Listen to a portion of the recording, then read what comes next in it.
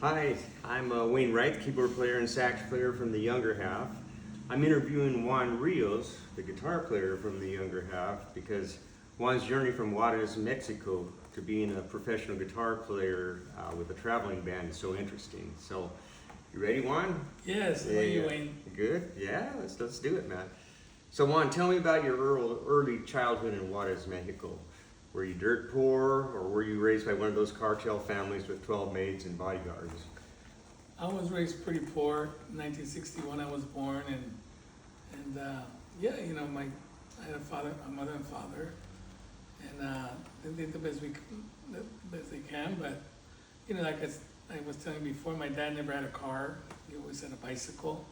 Just took it from here to there. We walked everywhere, and but there was a lot of love in the house. That's one thing. So that was Nice. a good thing. Yeah. And so your dad, you told me before, your dad helped you to learn guitar. He was your first inspiration, you think? My dad was a guitar player, and he used to play with other back then they called like trios. It was three guitar players in Mexico, and he started teaching me how to play guitar when I was 5 years old. Did he play clubs too? Well, back then they were like cantinas, back then they were Right. clubs back then. So when he just worked for tips, those guys, Yeah, they probably did. They probably just worked for tips. That's how it was back then. Yeah. Kind of like mariachis do now. They work for tips. They just go around and sing at different tables and stuff like that. Yeah, Nice. Wow. yeah. So tell me, like, how was the transition from speaking Spanish only in Mexico to going to an English only grade school in Victorville, California? Like, one of my relatives raised in Mexico told me one time that by the end of the day, his jaws ached from hours of trying to form words alien to his native language. What was that like for you? Well, yeah, it was hard because I started sixth grade. I came to the U.S. in '71. I was 10 years old. I didn't speak a word of English, so I had to learn in sixth grade. Just everything was foreign to me. And so a friend of mine, Victor Garcia, that I met, he started teaching me because we live in the same neighborhood. He started teaching me how to speak in English. Oh, you And mean it Victor took- the drummer? Victor, the drummer from the younger half, yes. Nice, nice. And how did he help you, Juan? Did he hang out with you after school, or did you guys just hang out so much he would talk English to you and, you know? Yeah, the first day of school, we were waiting for the bus, the school bus to come get us in the corner there in the neighborhood. And so then my social worker had given me a note to give to the bus driver. And it said, later I found out what it said, and I gave it to the bus driver when I went off the bus. And that was all new to me, to be in a bus, to go to school, because we used to walk to school. And what the note said, it said, "Hi, my name is Juan Rios. I just came from Mexico. I do not speak English. I need help." So I remember the bus driver. It was an older black man, really nice. Mr. White was his name. He looked back at the bus and he goes, "Who speaks Spanish here?" And then Victor Garcia raised his hand, and a couple other kids, and then he just told me, he goes, went like, "Okay, go back there," and he told Victor, another friend, "Take care of him." So then from then on, I just hung out with Victor, and we became friends. He would talk to me in Spanish, and he would just teach me certain words. I remember one time we were in recess at school, and once you start knowing the kids, they would start making fun of me, but I didn't know. So we'd be like in recess, and then some kids would come and they would say, "Hey Juan, say chicken," and then I would go, "Chicken," and they would start laughing. I thought I was being funny, and then they would call the kids, "What? Come here, man, come here." This and this. They go, "Okay, Juan, say chair," and I would go, "Share," and they start laughing. It was really crude. Finally, Victor saw this and another friend, and they told him, "Hey, you guys better stop doing that, or else you're gonna have to deal with me." So they stopped messing with me. But those are just certain, some of the stuff that I remember. And yeah, then sixth grade went through, and then by seventh grade, I kind of took about a year to kind of learn pretty good English, And that's a tough time, 6th and 7th grade. That's when the school gets hard, you know, like algebra and all that, Oh, that man. kind of stuff. Did you and Victor play sports together, or I heard you were a good baseball player? Well, I played baseball and basketball, but Victor was into wrestling. Victor was a good wrestler. Oh, okay. Since 7th grade, he was a really good wrestler. And yeah, but I played sports, and then I played sports until my 10th grade, when, you know how it is, when you're in school, it was either band practice or football practice. You're right, After yeah. school, or I played tennis too. So I figured, well, I don't think I'm gonna be a professional basketball player or baseball player. So I chose music, so I just dropped all the sports and I just concentrated more on music, you know. That kind of worked out good for you, huh? It really did, that was Yeah. my calling, play music. So tell me, Juan, how did you first hook up with the younger half? Tell us about that. I remember I was in the band already, and we had Jimmy Evero, remember, the guitar player, and you used to hang out in front of the garage when we were practicing. We were going, oh, what's that little kid there, you know? Do you remember that way? Oh, yeah. Sleeping Yeah. around? Yeah, I was probably like 15, 14, and I always went to, you know, I always loved the younger half since before you guys came in, and when it was just Jimmy and Tommy and Manuel and David Cuss, the keyboard player. Remember David Cuss? Oh, yeah, yeah. Yeah, so then whenever I knew that they would practice, I would go just to learn, you know, because I wanted just to learn more. And then when the disco era came in 77, like I told you before, that, you know, the band started breaking up because you guys were like 8-piece bands, 7-piece. And the DJs, the disco era came, so they went hiring no more 7, 8-piece bands. So then the agent told Jimmy and Sarah, our manager, you know, we can't really continue to give you guys work unless you go to a 4-piece. So they decided, you know, that everybody just started, you know, everybody started quitting or leaving, and so Jimmy, the bass player, kept the band going, and he hired Juan Lopez to sing, and then I was 16, and I remember I went to one of the rehearsals because I heard they were going to audition guitar players. But I didn't expect to audition. I'm like, no, I'm not that good, you know. So then I remember going to their garage where they used to practice at their house in Victorville, and all these musicians were coming, good guitar players, like seasoned, like, you know, in their early 20s. I was only 15, 25, you know, and great players, you know. So then they would audition, and then, you know, it was like 9 in the morning. They would for a couple of days, and then they would leave, and then, you know, Jimmy and Sarah, and they would be talking, well, what you think of that guy?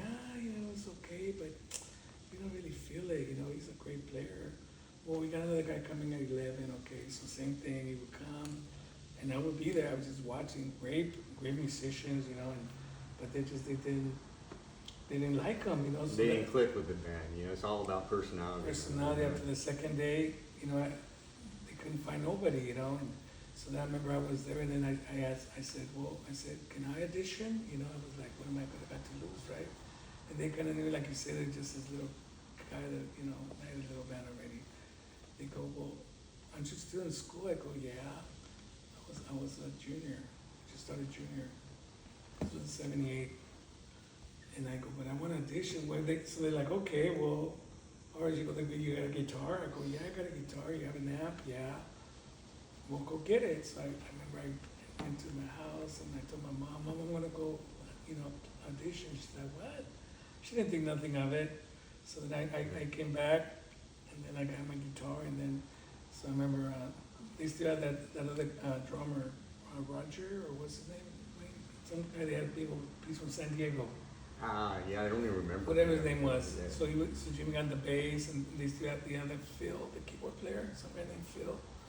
And then I remember Rudy on the drums, remember? Little Rudy? Yeah, Rudy used to play drums too, but by then he was already out too. Oh, okay. So they still had a couple of the guys left, and then Jimmy got the bass, so then he goes, what song you want to play? So then I said, you guys don't play that funky music, White Boy, right? And then they go, you know that song, it just came out, right? It was like a hot song. And I go, yeah, I know that song. And then he goes, you know how to sing it? I go, yeah, I know how to sing it. And they go, really? They were like, okay. So this is what I did. I don't know if that's it. I went. So they go, okay, well you started because the guitar's out, so I just went like. And I just got like, I was happy. Hey, do it now. Right? And then every day like I'm going, what's the, what's you sing now?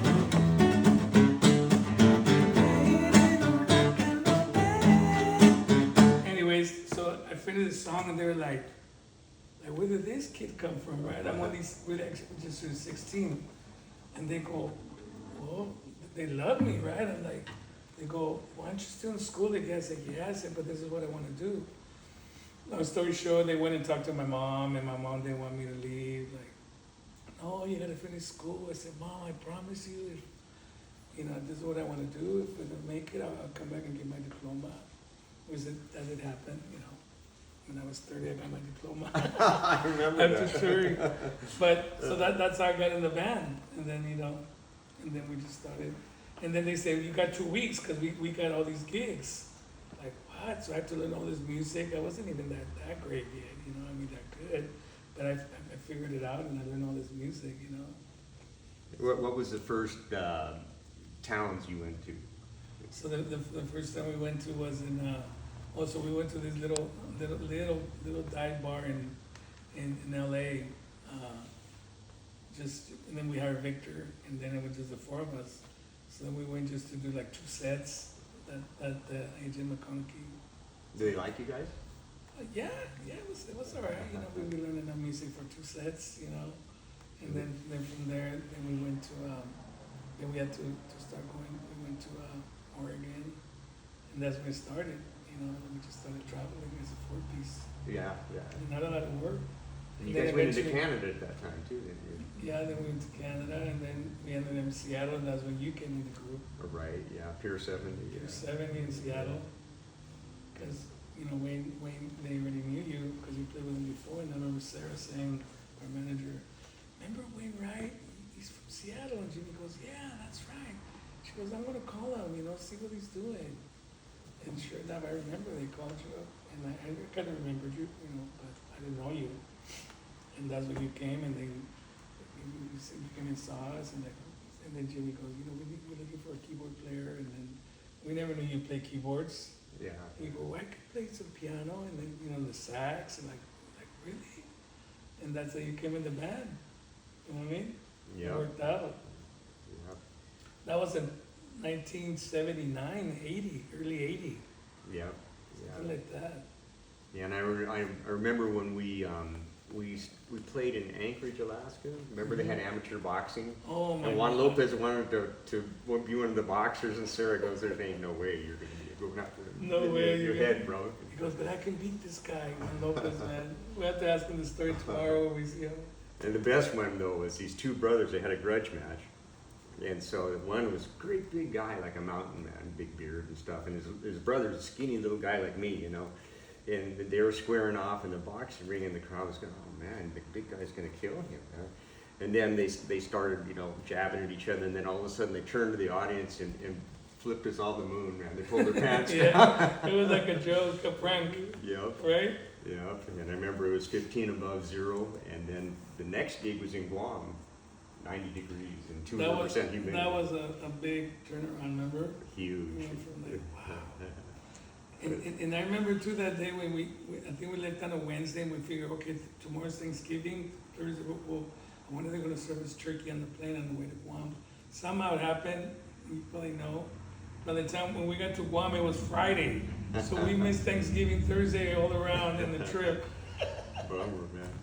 So Yeah. Juan, how long did it take you to first feel like you were really a professional musician on stage, or you felt real comfortable in your skin and stuff, Well, I still practice 3 hours a day, Wow. Why?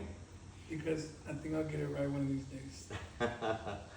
Yeah, you never stop practicing, Yeah, no, but as we were on the roadway, because I was young, and I remember going to other clubs on our day off and seeing other bands, and I wasn't shy to ask. And to this day, I hope a lot of young people want to learn, because I was there. Like say they were playing a song, and And, like, let's say, you know, we're going in here, band, and we're playing like whatever, like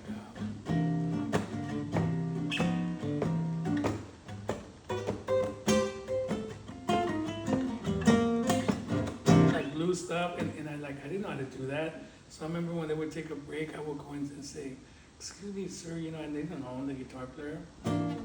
So, you know, we were playing that, whatever we were playing on this, the third song, and, you know, how do you do that? You know, I would ask them. And they were like, and I think back now, I imagine like me now, if a young kid came to ask me, I was like, yeah, you want to help them, right? And that's how they were all cool, like, oh, why go like this? You pick up some licks, yeah. Yeah, like, okay, well, thank you. And then I would go and practice it, you know what I mean? So That's how I kept learning every day, every time, you know, wherever we went. So I don't want to get too long in the interview, so we'll cut it out for this question. Yeah. It's kind of a, you know, I'll just go for it and ask you the question. Who was the finest girl you ever met on the road? I'm playing one. You don't have to answer that. Oh, like, That should do it. For like now. the pastor, you know, Okay. you gotta